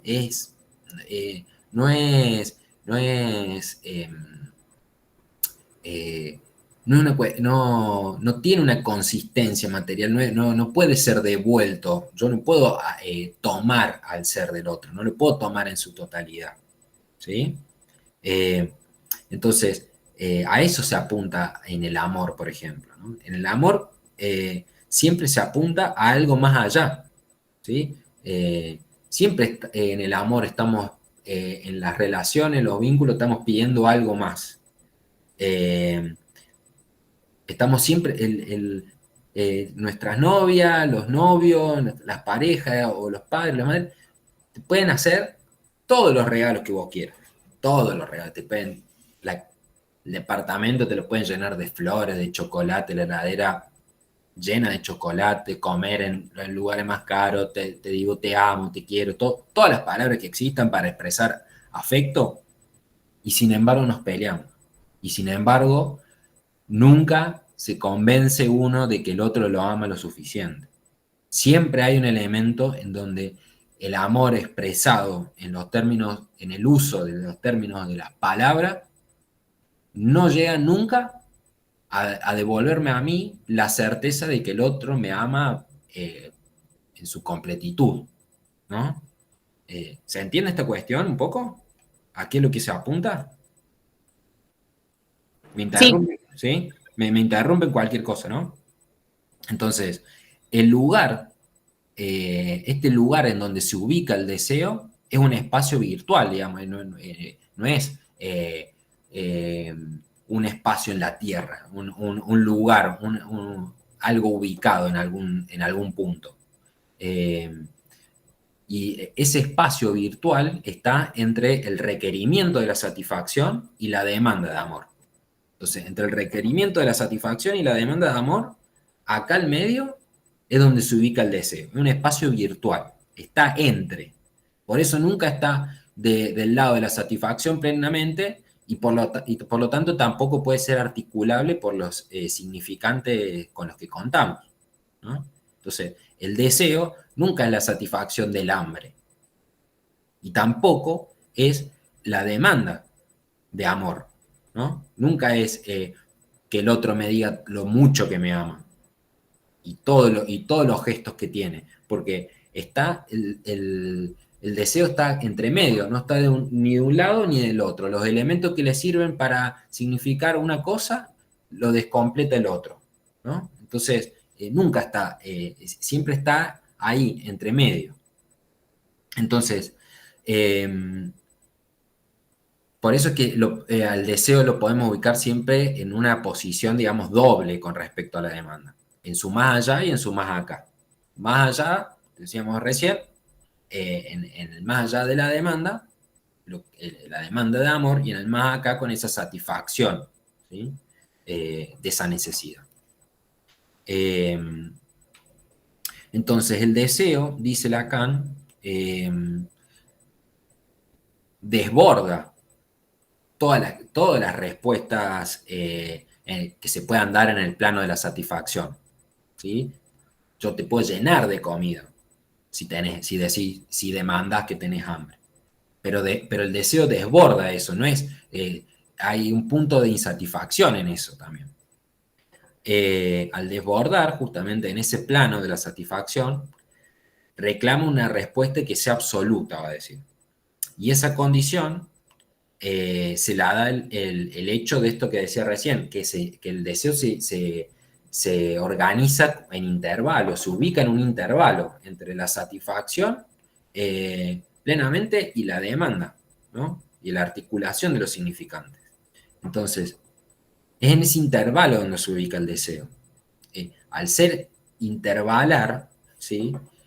Eso significa que está de un lado y del otro, pero no está ni suficientemente de un lado ni suficientemente del otro. Entonces no puede ser abordado por solo uno de los dos lados de manera completa, ¿sí? Entonces, es por eso que es digamos, por esta razón y por su carácter inabordable, solo por la vía de la demanda, por la vía del significado, del significante, que ese otro, ¿sí? Como es inabordable por estas cuestiones, por la demanda, por el significado, por el significante, es que acá aparece el otro como el relevo, ¿sí? Como el que catapulta o el que permite de alguna manera el acceso al deseo por parte del sujeto. Es el otro, ¿sí? Que le permite acceder al deseo. Este otro lo tenemos que entender en cuanto lugar de la palabra, ¿sí? El lugar del tesoro de los significantes. Y a su vez es a ese otro al que se le dirige la demanda, ¿sí? El niño, el bebé que le dirige la demanda a la madre, bueno, la madre está colocada ahí en el lugar del otro. Sí, Florencia. ¿Ese otro es otro minúscula o mayúscula? No, es el otro con mayúscula. Ah, bien. ¿Sí? Por eso decía, este otro es el que le va a dar acceso al deseo. Este otro con mayúscula. Que es donde nos vamos a empezar acá a ubicar ahora un poquito más en específico, cómo se ubica, cómo justamente el otro en la neurosis obsesiva es relevo del acceso al deseo. Es el que prohíbe o permite, ¿no? Es esa dialéctica que se da. Entonces, es justamente también este otro, ¿sí? Con mayúscula, como tesoro de significantes, donde el sujeto va a encontrar o va a poder descubrir la formulación posible del deseo. ¿Esto qué quiere decir? Que es en el campo del otro, en el campo de los significantes, en el campo de las palabras con las que contamos en el discurso, que nosotros vamos a poder de alguna manera hacer una formulación posible del deseo, ¿sí? Porque como ustedes saben, no es que yo digo, mi deseo es tener plata. Y con eso ya accedí al deseo. No. El deseo no es abordable por un significante. Al deseo no se lo aborda por un significante. Se lo circunscribe con significantes. Uno habla del deseo y siempre le está girando alrededor al deseo. ¿Sí? Entonces siempre va poniendo palabras y va dando vuelta alrededor de eso. Lo que termina haciendo es circunscribir, pero el punto no se alcanza nunca de manera directa, ¿no? Uno siempre está circunscribiendo eso, está rodeando con significantes. Entonces, es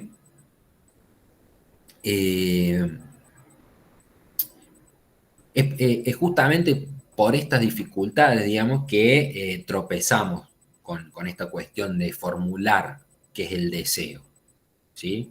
Es por eso que el deseo no se puede formular en tanto tal.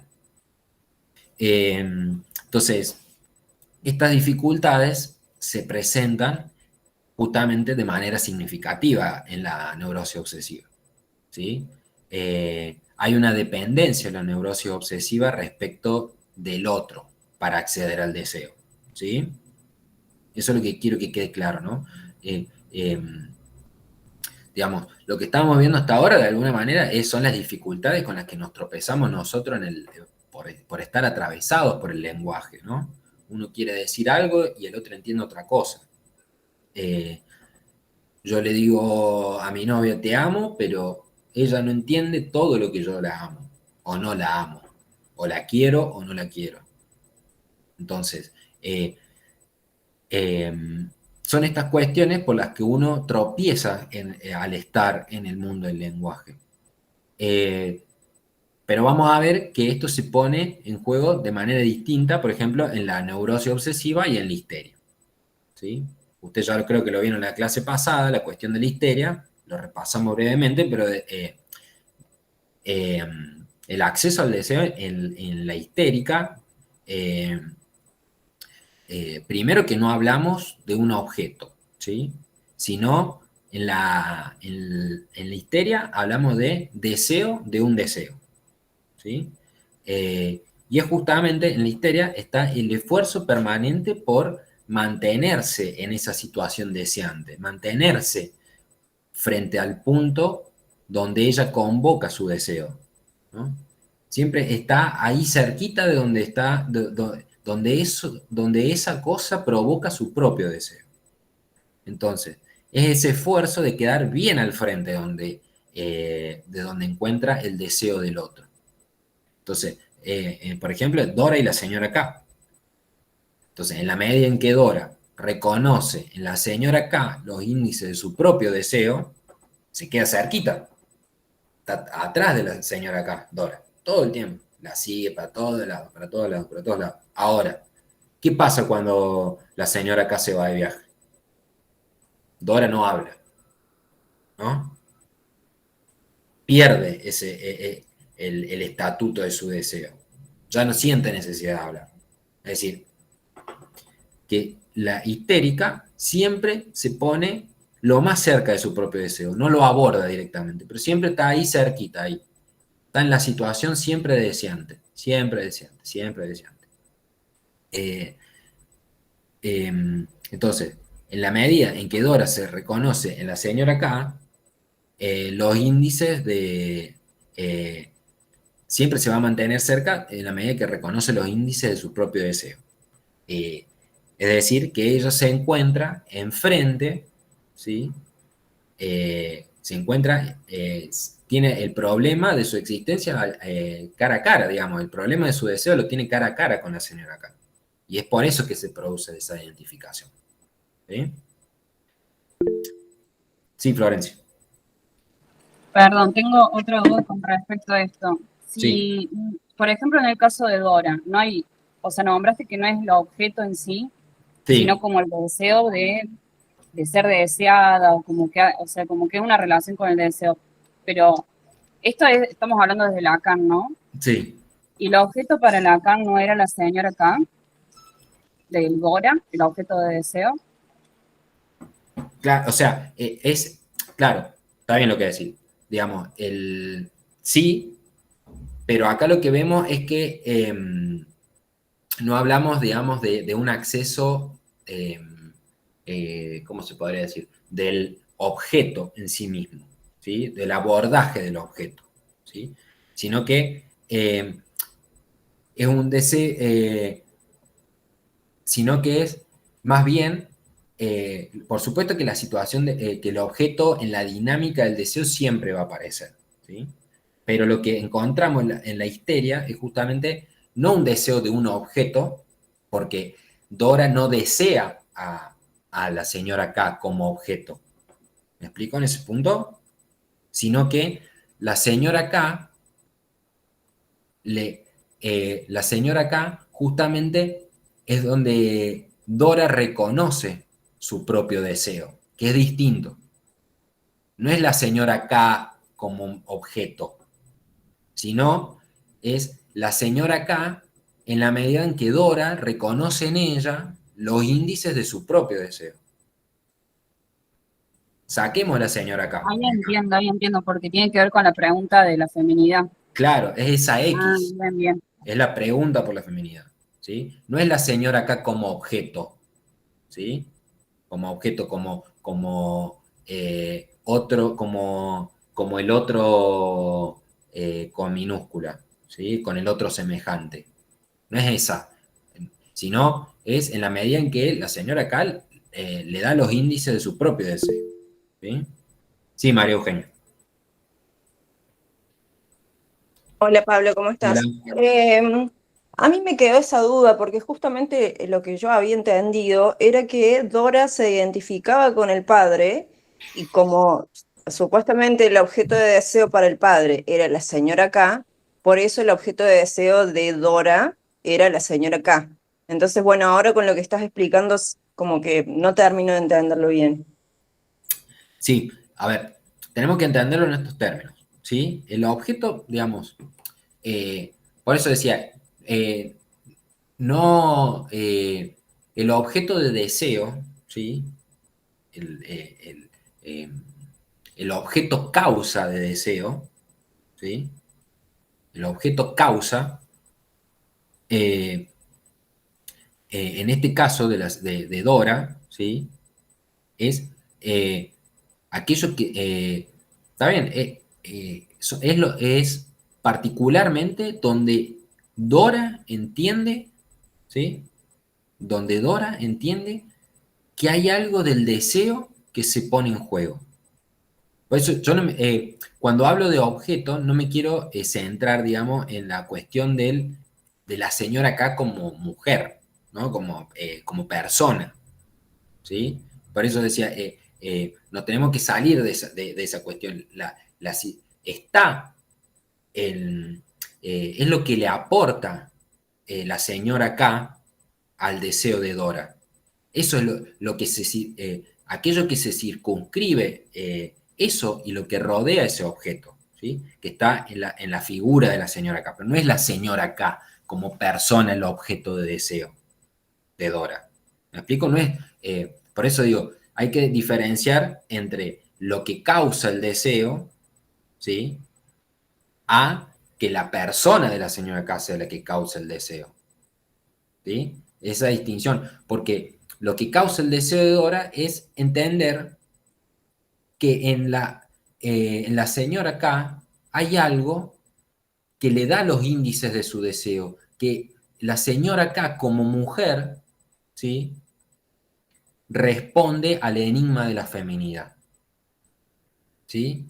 Al enigma del deseo sexual. Entonces, eso es muy distinto de entender que es la señora K el objeto, así como persona, sino lo que en la señora K se viene a configurar, ¿sí?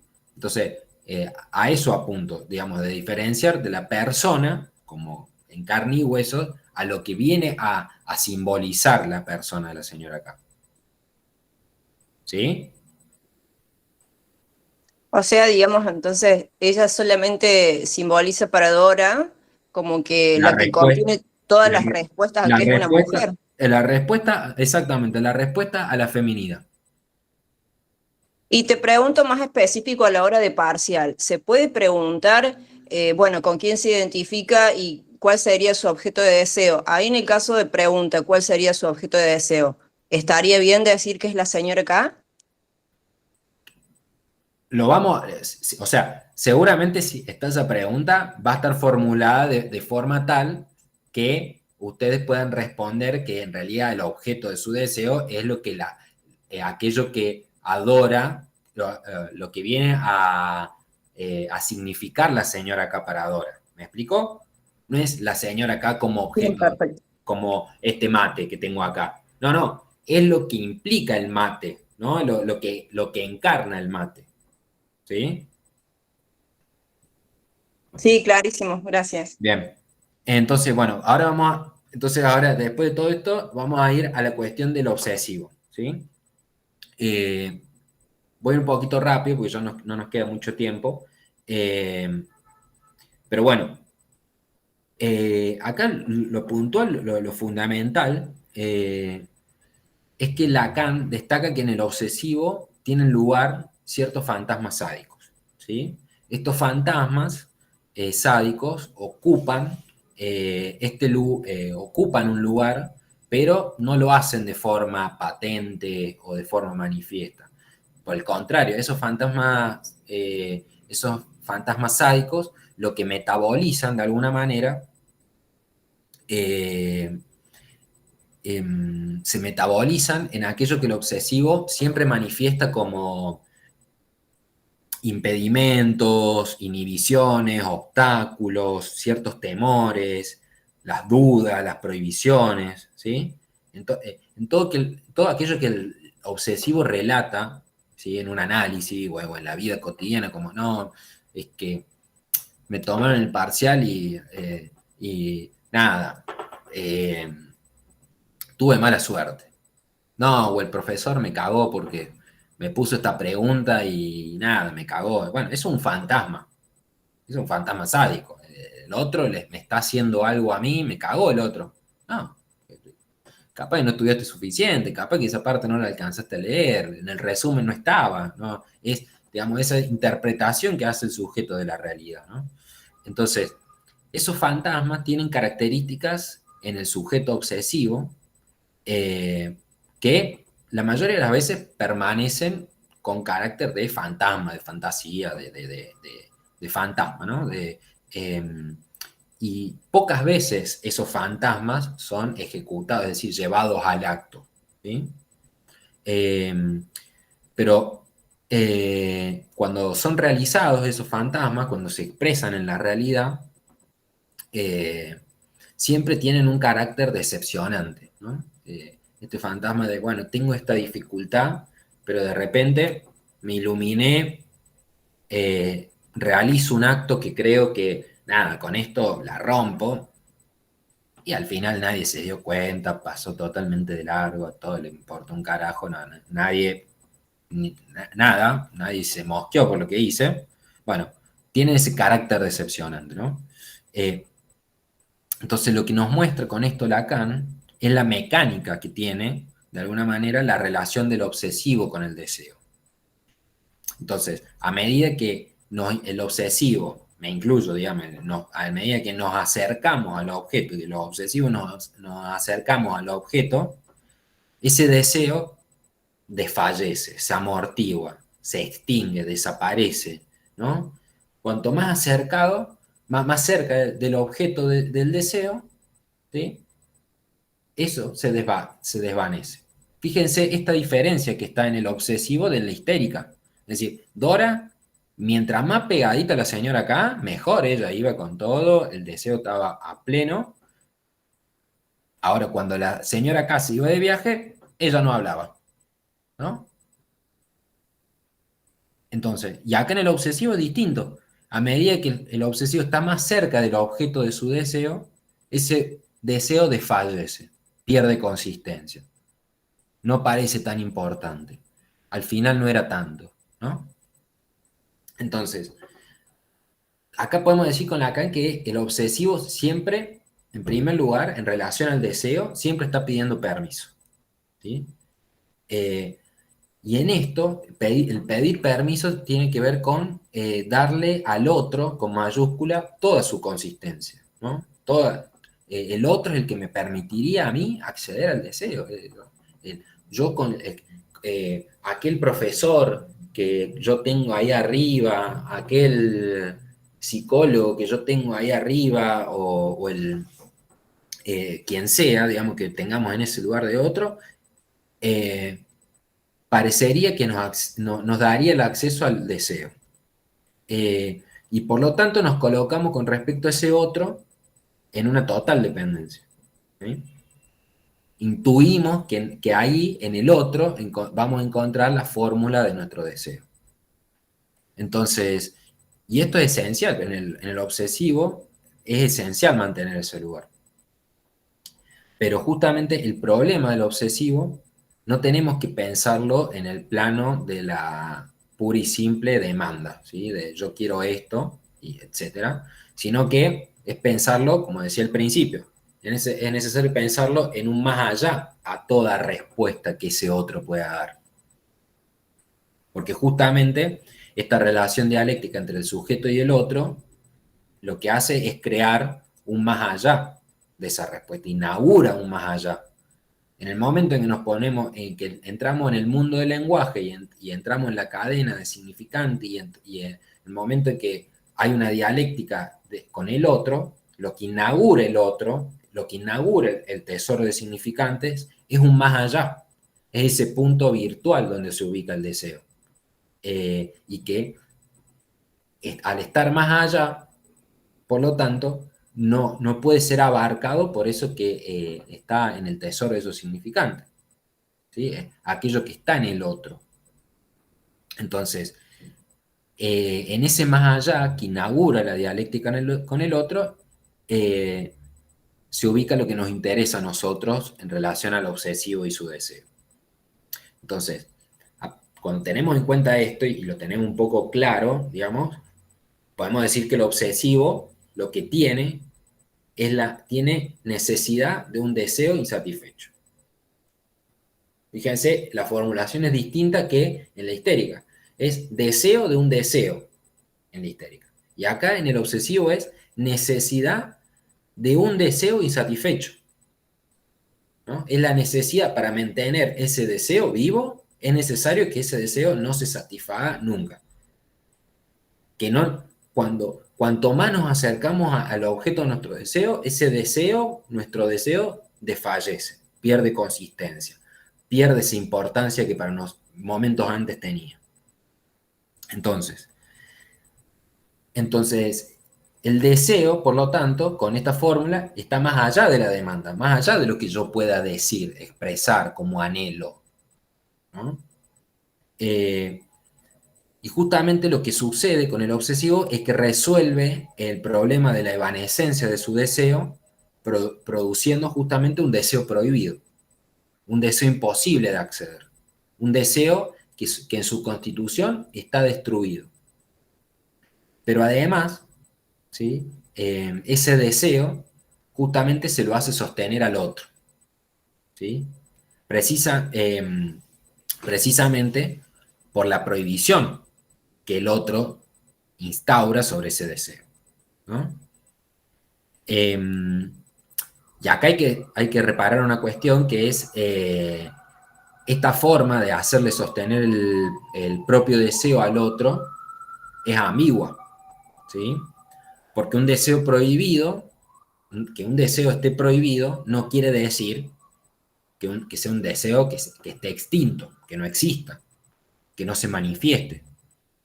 Y que no se lleven a cabo, no quiere decir que por lo tanto no se van a llevar a cabo ciertos rodeos para alcanzarlo o para poder circunscribirlo, no. Y esto lo vemos acá en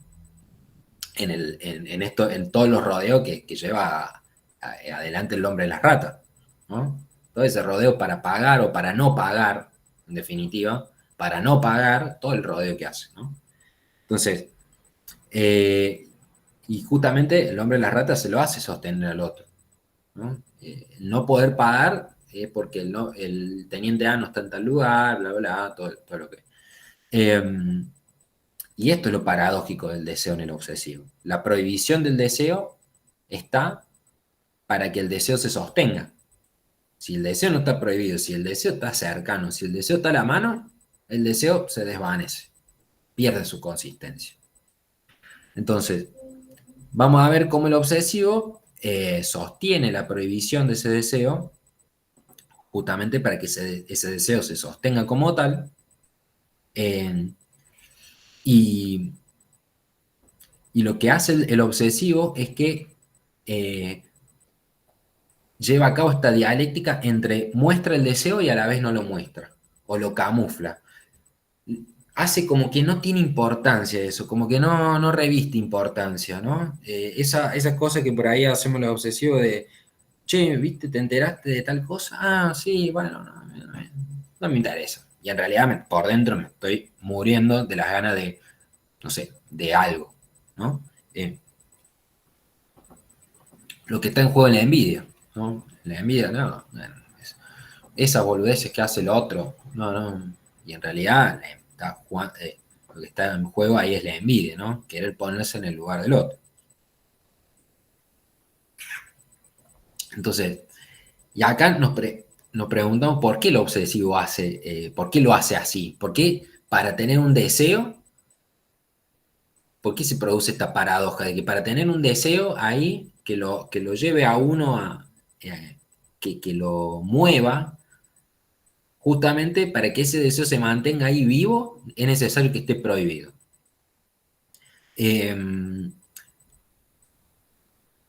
Y esto es así porque la emergencia del deseo en el obsesivo va a ser interpretado, digamos, como la ocasión de un temor de venganza que inhibe todas esas manifestaciones. Entonces, ¿lo muestro o no lo muestro? Porque si lo muestro demasiado, el otro puede venir, ¿sí? Y sancionar eso en un sentido negativo y cortarme las patas del deseo. Entonces, pensemos en el padre del hombre de las ratas y la interdicción temprana que tenía con esas manifestaciones sexuales, ¿no? Entonces, de acá vemos cómo entra en juego la relación con el otro semejante, ¿sí? El semejante que se da justamente en ese plano de la agresividad. Y es por esta razón que el vínculo con el otro se ve arrastrado siempre a un deslizamiento que tiende a reducir el deseo a la demanda, ¿sí? Entonces, siempre el obsesivo piensa que cuando demanda está articulando algo de su deseo, ¿no? Siempre el vínculo con el otro, pongamos la pareja, ¿no? Todo lo que le reclamamos a nuestras parejas, a nuestros novios, novias, a nuestros primos, a nuestros hermanos, lo que sea, el obsesivo cree que articula su deseo en la demanda. Pero nosotros, como ya sabemos algo de Lacan, decimos que hay un más allá, ¿sí? Que no puede ser articulado por la demanda. Entonces, lo que hace el obsesivo, podríamos decir, confunde el deseo con la demanda. Con demandar más, piensa que algo del deseo entra en juego ahí. E intenta articular, hablando muchísimo, expresándose, hablando 3 horas y esas charlas infinitas con la pareja y que al final terminan en nada. Esos son los tropiezos, ¿no? Entonces, y es justamente en estos tropiezos que se deja ver algo que en Lacan es fundamental en relación al obsesivo, que es el fantasma de oblatividad. Un fantasma obsesivo.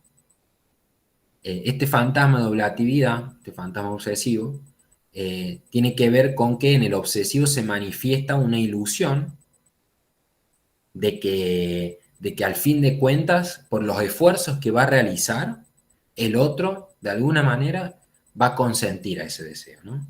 Si realiza un gran acto, el otro va a consentir. Un gran esfuerzo, el otro, en definitiva, va a consentir al deseo. Si yo laburo como perro, al final voy a tener acceso al deseo. Bueno, es el fantasma de oblatividad, ese fantasma obsesivo. Es como si el obsesivo creyera que todo el problema del acceso a su deseo se trata, a fin de cuentas, con ponerse de acuerdo con el otro, ¿no? Como si uno lo pudiera manifestar nada más. Entonces, es en esa misma lógica que entra lo que Lacan llama la hazaña del obsesivo, en donde en esta hazaña está constituido al menos por tres, porque uno justamente no puede llevar una hazaña, un acto solo, si no siente que lo está viendo nadie, si no está compitiendo imaginariamente con nadie, no tiene sentido esa hazaña. Para la hazaña del obsesivo, para esta hazaña, hace falta al menos dos para ganar en ese desafío. Y luego hace falta alguien también que registre, que testimonie, que cuente esos tantos, ¿no? Entonces, justamente lo que se trata de obtener mediante la hazaña es justamente el permiso del otro, ¿sí? ¿Se va entendiendo hasta acá? Yo sé que hay mucho juego de palabras, del deseo, del cuánto, pero ¿se va entendiendo un poco la cuestión? Sí, sí se entiende. Bien. Entonces, para ir terminando, podemos decir que el otro, de alguna manera, el otro con mayúscula, podría darle al obsesivo el premio, pero en cuanto el otro le dé el premio que interpreta, que es lo que quiere el obsesivo, la satisfacción que obtiene no es la buscada, ¿no? Se desvanece nuevamente, ¿sí? Y por el contrario, en la hazaña del neurótico hay algo que permanece siempre como una ficción, que se muestra como compitiendo siempre con un otro semejante, ¿no? Entonces, en la facultad, cuando yo veo que a mi amigo le va mejor que yo, entonces imaginariamente me pongo en esa situación ficticia de competencia, bueno, me voy a esforzar más para ganarle a este, ¿no? Ahí tenemos los dos con los que se lleva a cabo la hazaña. Y hay un otro, ¿sí? Que es la buena nota, el que se saca la mejor nota, que cuenta los tantos, ¿eh? Entonces, lo que quiere hacer el obsesivo es, ante todo, mantener a ese otro, ¿sí? Porque es en ese otro que él interpreta que los términos de su deseo se van a acomodar. Entonces, ese es el objetivo del otro, el mantener al otro ahí mirando, ¿no? Contándolos tanto, que esté siempre ahí, que esté siempre rodeando, que me fundamente a mí que yo todo lo que hago lo hago por el otro, ¿no? Y eso me mantiene deseante, ¿no? Porque el otro está mirando. Entonces, y es acá fundamentalmente donde encontramos el problema en el neurótico, ¿sí? Porque esa dificultad se debe a la relación del significante con la posición del sujeto, como dependiendo siempre de la demanda. Siempre está esa dificultad, ¿sí? Entonces, el obsesivo, como decimos recién, le hace sostener su deseo al otro a través de la demanda, de prohibición. Le demanda el obsesivo al otro que le prohíba su propio acceso al deseo. Entonces, de esta manera es como llegamos a entender, ¿sí? o a comprender cómo es la estructura del obsesivo, ¿sí? La estructura del deseo en el obsesivo está asignado por un deseo sub-cero, para decirlo acá. Es un deseo sub-cero, ¿sí? Esto quiere decir que la relación del obsesivo fue sometida de forma precoz, ¿sí? A una desunión entre de las pulsiones, ¿sí? Con aquello que encarnaba ese deseo y que fue destruido, ¿no? Si se fijan acá, funciona un poco similar a este acceso del obsesivo al deseo, funciona de un modo similar a cómo se produce en Freud ese falso enlace. Por un lado las pulsiones y por otro lado la idea que iba acompañado con eso, ¿sí? Entonces, ese deseo sub-cero, ¿no?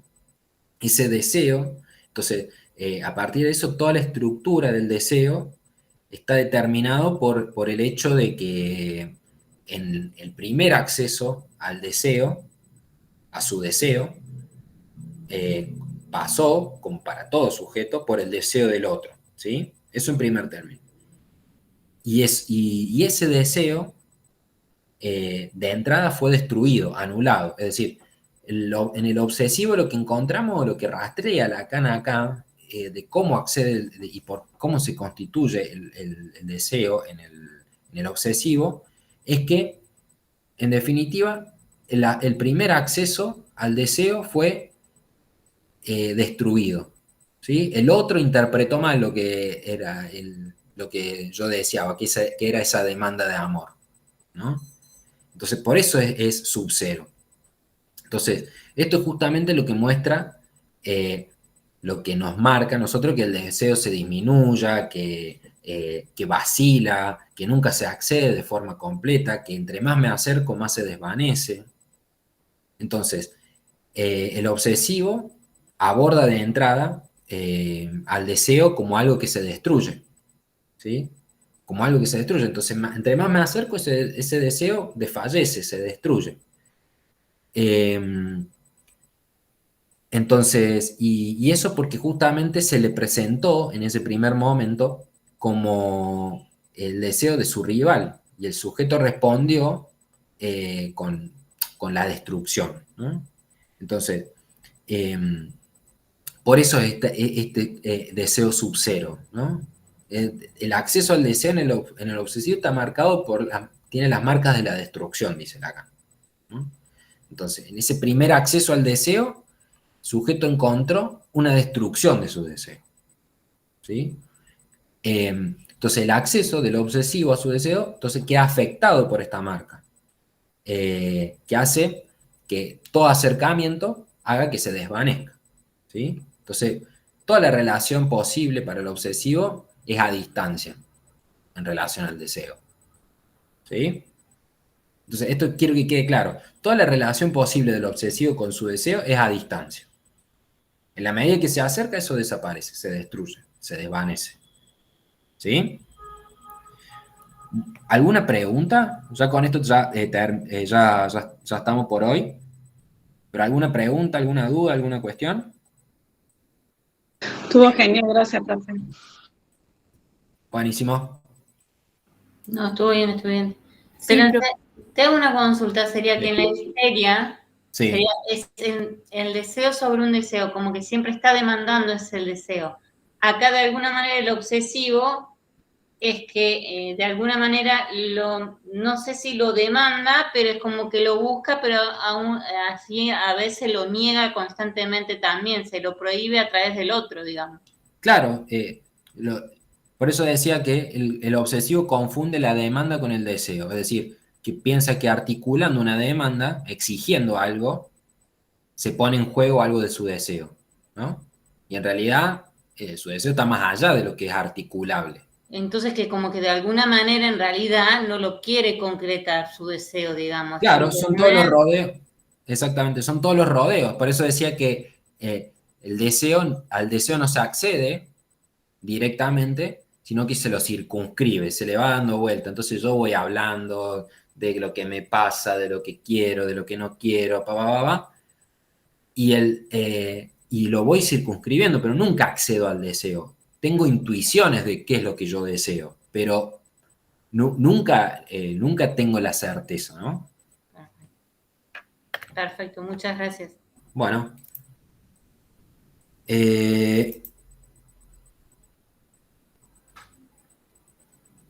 Natalia, la consulta esa que tenés, la verdad es que no sabría respondértela, no te quiero dar alguna información que no sea. Mándale un mail a la profe Emilia Anelo o al profe Pablo Suen.